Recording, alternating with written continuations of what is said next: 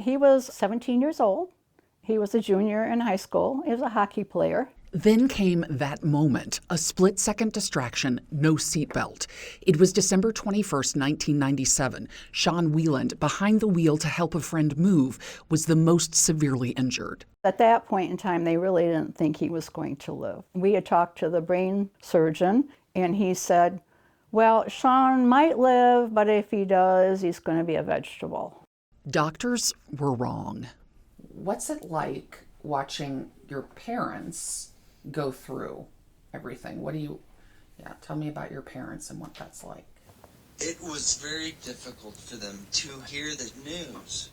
This is Sean at 43, 26 years after the traumatic brain injury that nearly killed him.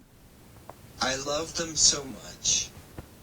He's talking about his parents, Peg and Skip, who became Sean's paid caregivers, reimbursed by State Farm through no fault. Sean can't talk, has cognitive difficulties, still struggles with left side weakness, and is prone to choking. Even so.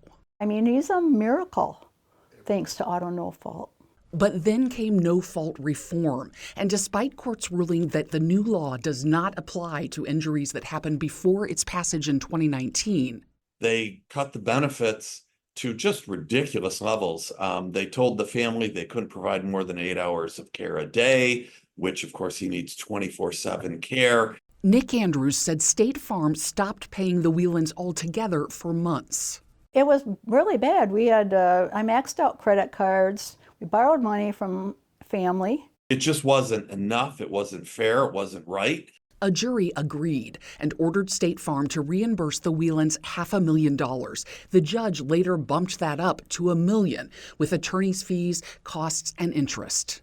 Very emotional. Yeah, I was like almost in tears, So it was like, okay, finally, we got somewhere. State Farm has already appealed the interest and attorney's fees, but the company noted in an email to Target 8 that it is not appealing the jury's verdict, which ordered State Farm to pay the Wielands the reasonable market value, $29 an hour, for the level of care they provide their son.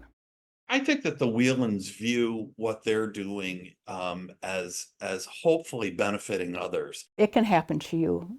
In one night, in 1 hour, our lives totally changed. The Wielands are also pushing lawmakers to pass so-called bad faith bills that would penalize insurance companies that intentionally underpay, delay, or deny benefits owed. There's already a proven path in place for people to challenge insurance companies if they don't think that they are getting the right amount of benefits. Mike Van Beek of the Mackinac Center says the Wieland court victory proves the system is already holding the highly regulated insurance industry accountable. And Van Beek said some data sources show reform is decreasing Michigan's insurance rates slowly. We've seen steady decrease in the average premium in Michigan. I think that's a good sign. It's a good trajectory to be on.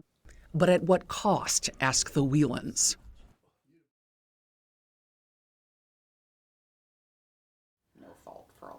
I think he'd be dead. I really do. In Grand Rapids, I'm Target 8 investigator Susan Samples.